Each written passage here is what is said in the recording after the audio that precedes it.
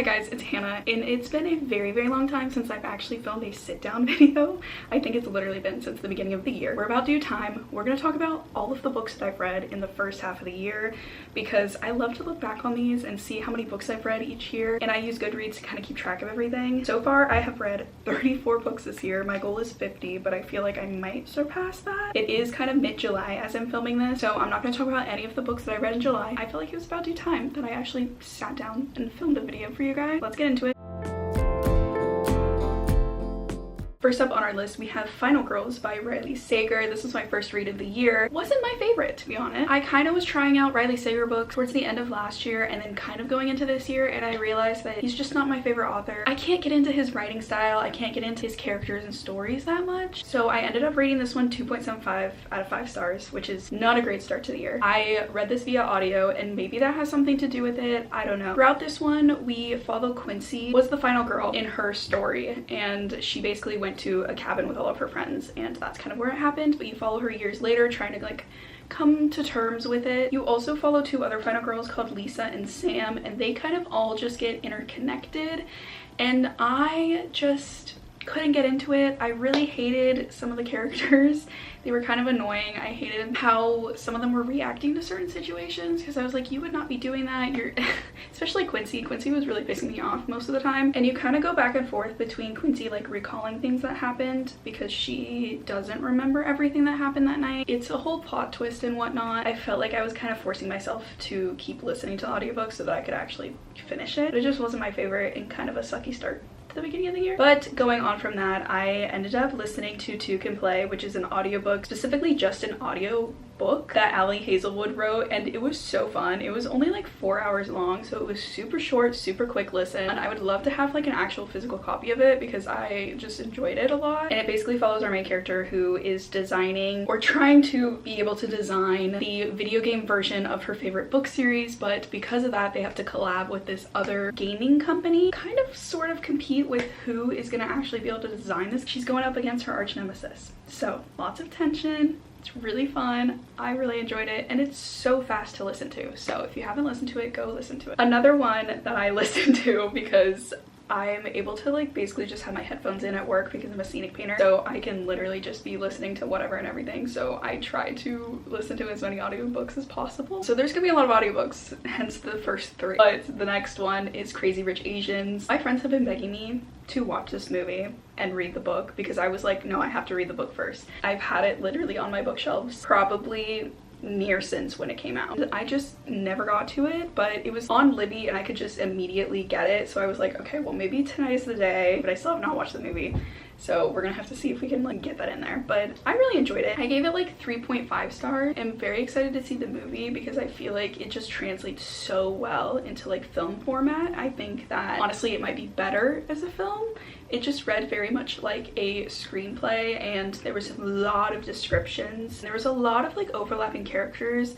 Sometimes I would kind of get confused on like specifically was related to who because there's just so many characters. You go through so many backstories, but I did really enjoy this. I loved the descriptions, and I'm really excited to actually see it as a film because I think it'll be really well done. It follows our main character Rachel and her boyfriend Nick, and she is meeting Nick's family for the first time. So they travel to Singapore and kind of spend the entire summer with them, but Nick's family absolutely hates her. They don't think she's good for him, blah blah blah. There's a lot of tension, there's a lot of like shenanigans and things happening. You learn so much about the family and all of the backstory, so that was really interesting, and I feel like I got really involved in that. Next up, I read the physical copy of Emily Wilde's Map of the Otherland. I didn't like this book, unfortunately. I gave it 2.75 out of 5 stars. It took me so long to get through it. I just felt like I was forcing my way through it. I just didn't want to read it. I think I literally had been reading this since like end of last year, and I didn't end up finishing it until the last day of January. I started it in December. It took me like over a month to read this book because I could not get myself in. This is the second book to Emily Wilde's Encyclopedia of Fairies. I really enjoyed that one. I buddy read it with one of my friends on Instagram, and she didn't really enjoy it as much. But I really liked that first one. I thought it was really interesting and kind of fun to see the world developing.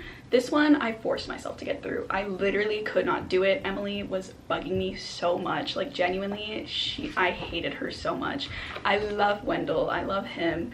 I think he's great. Emily, I don't I don't get her. I truly don't get her. She was just being so rude to her niece and basically everyone, and was just in a mood the entire time.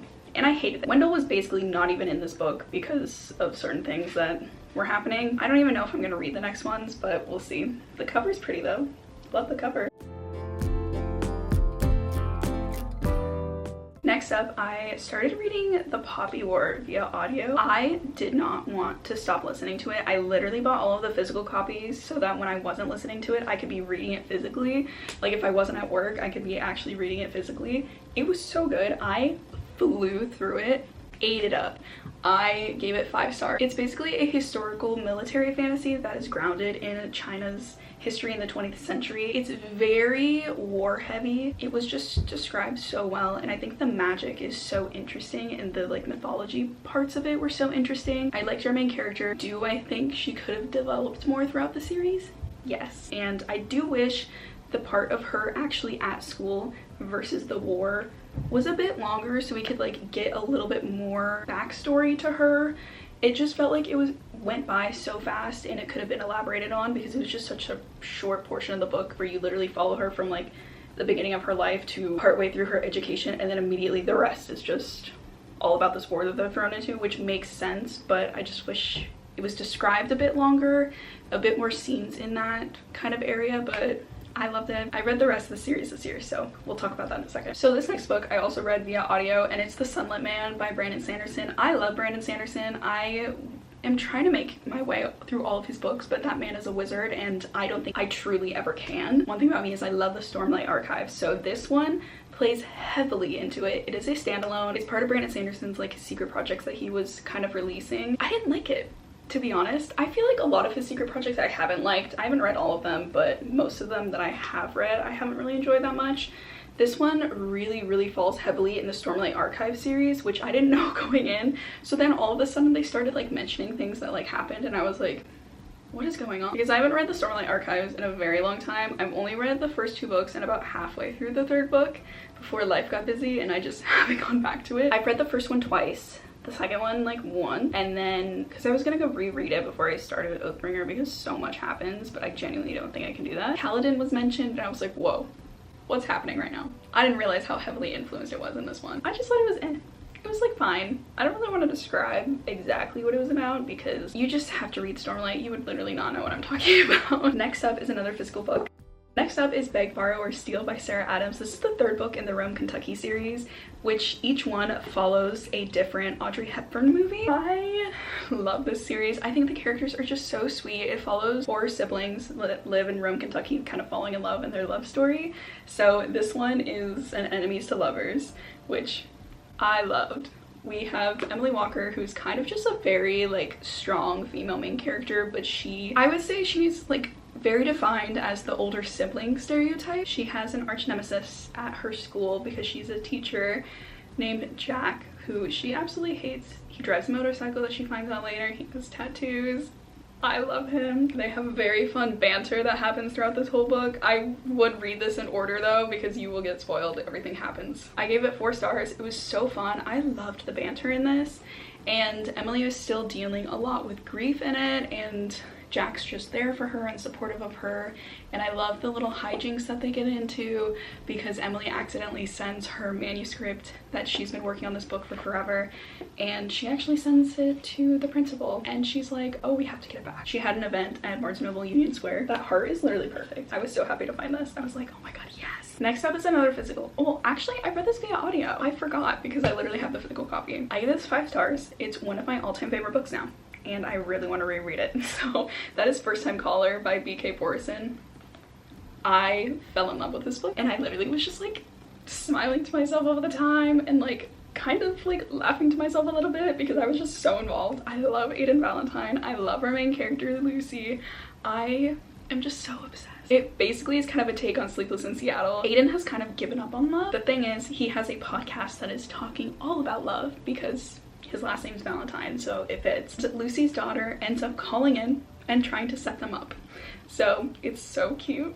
I love it so much. It is one of my all-time favorite books. I will probably be doing a reread at the end of this year. B.K. Borson had an event at The Ripped Bodice. I was able to get a signed book of it, which I'm so happy about that they had extras, because this is like one of my all-time favorite books now, and it's just perfect in every way. So fun, it's so witty, and I loved their interactions and the slow burn. Highly recommend. Next up, I read this fairly quickly. I gave it 3 stars. I think it was fine, not my favorite. But this is Not in Love by Ali Hazelwood. I feel like a lot of her books are kind of repeats, books that she's already written, which is kind of unfortunate. I do love that it's always like badass main characters that are in the tech world or in engineering or science or just something like that. This one actually has another book that came out later this year that I actually read too that follows kind of this book, but Eli's sibling. So very fun. It was just, I feel like Ali Hazelwood, I can always rely on her for a very quick read, and that's kind of what this is. I just felt like there was there was development, but I would have loved to see more of it, and it all just kind of felt like nothing really happened that much. I would have wished that there was more development of like their relationship, in the sense of like, I get what our main character Rue has gone through, but I wish that there was more than just them literally having sex all the time every time they're together. Next up is another Riley Sager that I got via audio that I thought that maybe I wouldn't actually like. Oh my god, I gave it 4 stars. 4 stars. That way lower. Okay, well, that's fine. It's called The Only One Left. It's basically our main character named Kit, and she works in like the health home aid world, and she does something that kind of puts her on a bit of a break from doing that. In order to build back her trust in her workplace, she kind of gets assigned to basically this woman that is known for hanging her sister and killing her parents all in one night. She kind of just ends up becoming like a schoolyard chant kind of vibe. And so Kit gets assigned to her, and she's kind of determined to figure out what actually happened, even though Lenora can't really speak or do anything. So there's lots of twists and turns. I enjoyed it, but it wasn't my favorite like thriller that I've ever read, but I think it was my favorite of Riley Sager's that I've ever read, which is probably why I rated it 4 stars, because I think I was rating it based on his books that I've read before. I might have liked it a bit more if I read it as a physical book rather than the audiobook. I was able to guess some of them, but then the end just felt like they were throwing plot twist after plot twist after plot twist. Next up, I read The Final Girl Support Group. Oh my god, I have it as a physical book. For some reason I thought that I read this book as audio, but it's The Final Girl Support Group by Grady Hendrix. I have it signed. What's so fun about Grady Hendrix is that he has a stamp specifically for every book that he's written, and he'll stamp it and write like a specific little quote. Hope you survived the massacre, with literally a chainsaw. So every single book that he signs, he writes that in it, which is so fun. It's such a like fun little unique way to sign things, and you can tell that he like really cares and like has fun writing and doing it. I loved this version of like Final Girls way better than the other. I read this all in one sitting. Quite a wild ride. There's a few Final Girls that kind of formed a support group, and there is a killer that is slowly picking them off one by one. So our main character Lynette has to figure out what the hell is going on, who's doing this, and if she's next, because she's very paranoid. She's recluse, I guess is the word. I literally read it in one sitting. I couldn't stop. Then I finished the rest of the Poppy War books. I listened to them on audio and also read the physical copies. They're quite large books. So I read both of these. I do have the Poppy War, but my roommate's borrowing it. I don't know if he's actually read it, so I might steal it back. I wish that Rin had way more character development. I feel like she needed a bit more. It's pouring. It was sunny 2 seconds ago. This is what I hate about living in New York, is that it literally will be thunderstorms within 2 seconds. And it's hot and humid. I'm sweating right now. So I really enjoyed these. I gave The Dragon Republic is the second one. I gave this 5 stars and said it's extremely painful, which it is. Last book, The Burning God, I gave it 4 stars because I just wish that there was more character development than we got. Next up, I tried another Riley Sager. This one I gave 3 stars, and that's Middle of the Night by Riley Sager. I think that it picked up a lot more towards the end. However, not a lot happened in the beginning. It literally felt like it was just really repetitive, and the same thing was happening over and over again. You were getting like the same quotes and thoughts over and over again as our main character is trying to figure out like what actually happened when one of his best friends as a kid kind of disappeared while they were out camping in the backyard. And it picked up a lot in like the last, I would say like 50 pages, but the entire book before that literally was just repeat after repeat after repeat. I was not learning anything new. It was just 376 pages. So it was over like 300 pages that it was just repeating itself like 5 million times, and I couldn't do it. I was able to guess a lot that happened. Next up, we have the newest Abby Jimenez, which is Say You'll Remember Me. play off Taylor Swift, which I love. I enjoyed this one a lot. I will say it's not my favorite Abby Jimenez. I read it really fast. I wanted to keep reading it, which was really nice. They don't really meet as a meet cute. They kind of hate each other at first. It's about a veterinarian named Xavier, and he ends up meeting Samantha when Samantha brings in this random cat. They end up not liking each other, not getting along, and then they re-meet again, and they end up going on the most whirlwind date you could possibly imagine. It was just perfect. They connected so much, but Samantha was going to move back to California to go help with her mom, who has dementia. So that was a very heavy part of this book, and you basically kind of just battle them being long distance and figuring out how to make this work, but it's so hard on both of them, especially with the separate things that they're going through together and apart. I just read all of her books so quickly. They all deal with very deep topics. Abby Jimenez is just such a joy, and she knows how to write such real characters that I just am falling in love with no matter what. Next up is a book that I did not like at all. And that is Deep End. I think that I just like more connection when it comes to characters. I get the premise of this book. I liked that it was based in college. I just wish that there was more development between the two instead of just them having sex, just like the last book. Follows our main character, Scarlett, has like specific sexual preferences, realizes that this guy named Lucas also does, but a lot of the things that were happening, I was like, what is going on? This is really awkward. This is really weird. The author was trying to make up reasons as to why they would be together, like more backstory for them. One of the backstories was like he always liked her. I was like, you're literally dating someone else, but you're saying you would rather get with her. I think I gave it 2 stars, so that's as much as I'm gonna say on that one. Next up, I read My Lady Jane, which honestly has been on my TBR since it came out. And when did it come out? 2016. And then they made 1 season of the TV show. I started watching it. I was like, I should read this first. I read it via audio, but I could not tell if it was supposed to be sarcastic or not. I don't think I liked the narrator at all. She made everything sound very like childish, and like I didn't understand everything that was going on. Literally gave it 2.75 out of 5 stars. It was entertaining for like the most part. It was just very young, and I think I would have liked it more when it actually came out when I was 15. The pacing was really all over the place, and it was really hard to like catch up with at times. And then for the first like part of it, I was like, is this supposed to be satire? Like it just wasn't reading very well, and it was just very childish. So I started watching the TV show, and it was fine. They changed like so much of it though. I think I got like 3 episodes in, and they changed like almost all of it, so that was crazy. Next up, we have another Grady Hendrix. I didn't like this book. I feel like I keep saying that about almost every book, which this is also signed. So the one that he chose for this was Witch Power with a Witch. So that's fun. Now that I'm going through all these books, I'm like, how did I rate so many 2.75? Like, that's actually crazy. Ends up getting pregnant at a very young age, and she has to go to this home who are basically all women that are kind of being hidden by their parents because they got pregnant at a really young age in a time where that's just not okay. So our main character is 15, and she goes to this home, and she ends up becoming friends with quite a few other girls there. They end up having this like bookmobile that comes like every 2 weeks, I think, and the lady there ends up being a witch and giving her this like magical book, enact revenge on a lot of the caretakers that they have and a lot of the situations that have happened to them. There's a lot of body gore, which I can't do body gore. That is the one thing I can't do. And so there were very graphic descriptions of like pregnancy and giving birth, and I was like, I can't can't do it. Okay, we had to stop for a few minutes because my camera died, and now it's sunny out. Moving on, we have one of my all-time favorite books of this year. I've already read it twice, but I'm not gonna share my reread because that happened in July, and that is Passion Project. My reread was basically me tabbing everything and like highlighting a ton of stuff, which I've never really done before, but I felt like I had to for this book because this is literally my soul book. I related so much to Bennett. It was crazy how the author was able to write grief and depression and anxiety so well that when I went through a situation very similar to Bennett, a lot of the stuff and like things that I was feeling I didn't really understand at the moment, and then I started reading this and I was like, oh my god, I did those too. And that's why short-term memory, forgetting a ton of stuff, just like the way that I was acting towards other people too, didn't really make the connection at the time, but once I read this book I was like, oh my god, that was literally just like part of grief